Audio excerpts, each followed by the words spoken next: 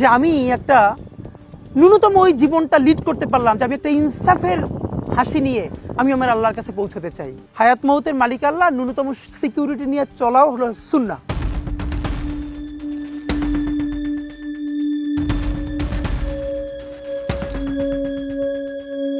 রাজধানীর এভারকেয়ার হাসপাতালে নিবিড় পর্যবেক্ষণে রয়েছেন ঢাকা ৮ আসনের সম্ভাব্য স্বতন্ত্র প্রার্থী শরীফ ওসমান হাদী। শনিবার সকালে ইনকিলাব মঞ্চের পক্ষ থেকে জানানো হয়েছে তিনি এখনও সংখ্যামুক্ত নন।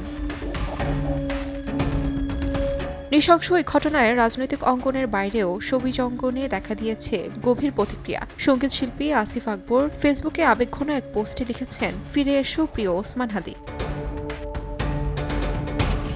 অন্যায়ের বিরুদ্ধে সামাজিক মাধ্যমে বরাবরই সরব ছোট পর্দার অভিনেত্রী রুকাইয়া জামান চমক হাদী প্রসঙ্গে লিখেছেন, হাদী হয়তো ফিরবেন আরও জোরালোভাবে, আর যদি না ফেরেন তার নামই হবে নতুন প্রজন্মের যুদ্ধ। এ ঘটনায় তীব্র নিন্দা ও উদ্বেগ জানিয়ে সাংস্কৃতিক উপদেষ্টা মোস্তফা সরোয়ার ফারুকী লিখেছেন, তোমরা সময়টাকে চিনতে পারোনি।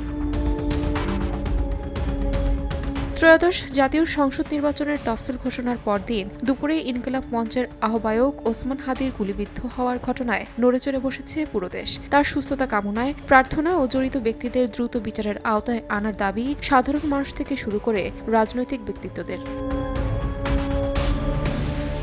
তাহমিনা তন্নি, সময় সংবাদ।